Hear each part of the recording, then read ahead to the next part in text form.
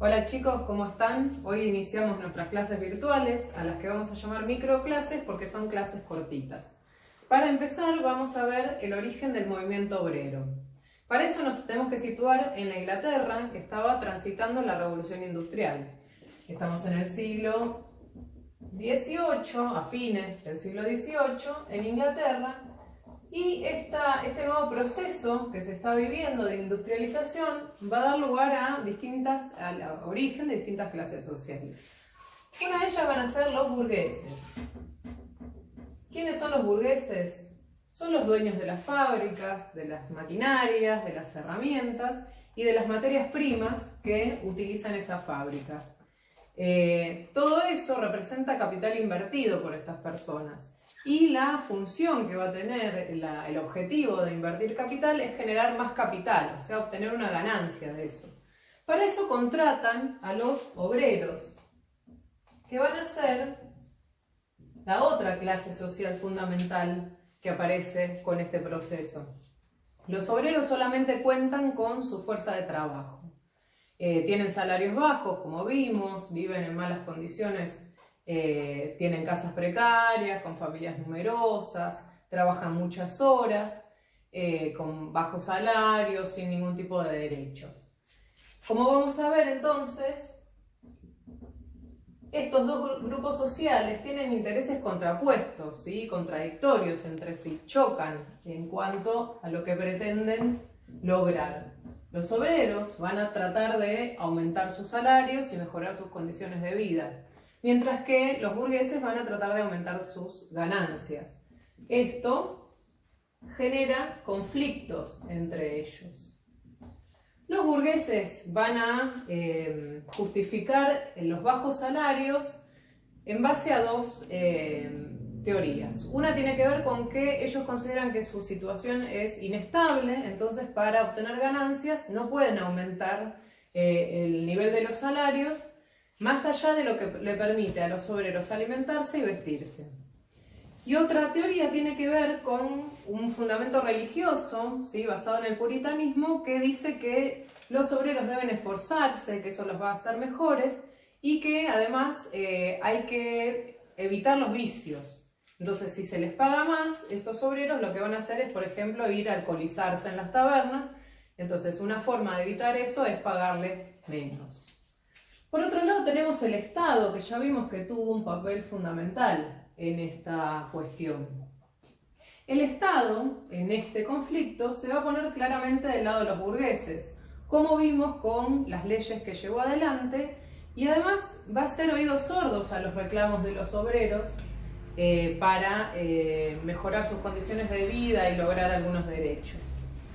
Vamos a ver más adelante que incluso interviene a partir de algunas leyes para apoyar la tarea de los burgueses. Bueno, como vemos, la única manera que tenían los obreros para poder lograr que se escucharan sus demandas era organizándose.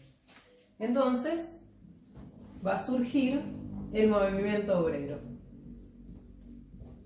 Este surgimiento tiene, podemos reconocer, 4 etapas.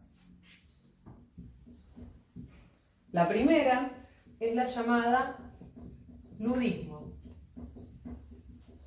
En este caso, es la que inicia este movimiento, aparece a fines del siglo XVIII y principios del siglo XIX y se caracteriza por que los obreros empiezan a romper las máquinas. Como reconocen que son las responsables de sus pobreza, de sus desgracias, de quedarse sin trabajo, por ejemplo, aquellos que son artesanos o que trabajan en la industria rural a domicilio, van a empezar a romper máquinas.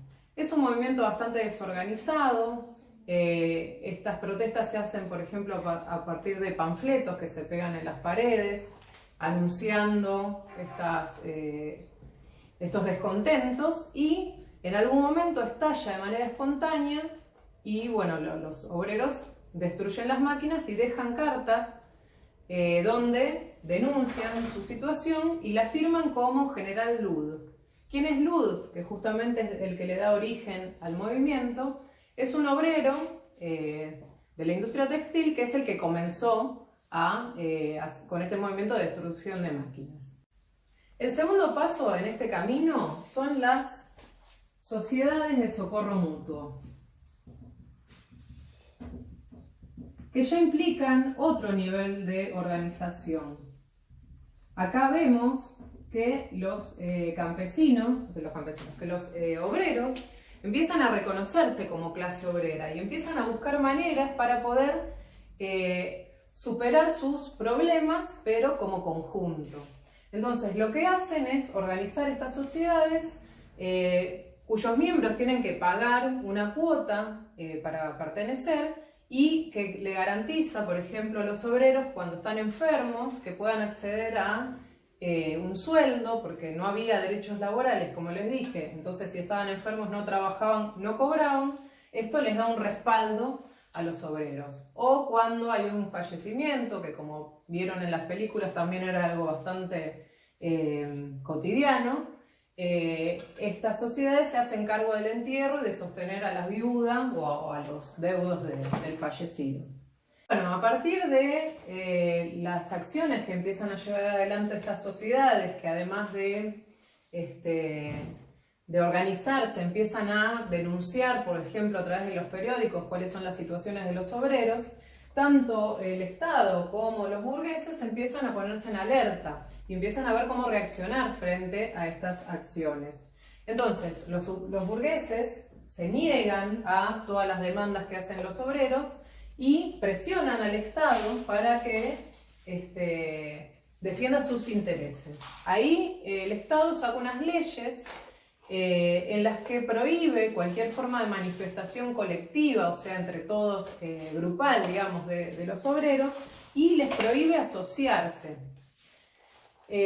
A pesar de eso, los obreros siguen manifestándose y van a dar origen a una herramienta que en la actualidad todavía se utiliza, que es la huelga, ¿sí? Los obreros, cuando tienen algún reclamo que hacer, suspenden sus actividades laborales y le otorgan al empresario una petición, un reclamo donde están los puntos que quieren mejorar. Bueno, frente a la acción represiva que representan estas leyes para los trabajadores, de todos modos los trabajadores van a seguir manifestándose y van a utilizar cada vez más seguido este nuevo recurso de la huelga.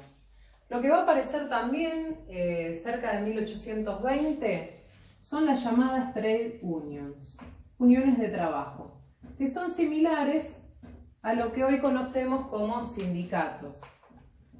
La razón de ser de un sindicato, el objetivo, la función, es representar los intereses de los trabajadores frente a los burgueses y frente al Estado.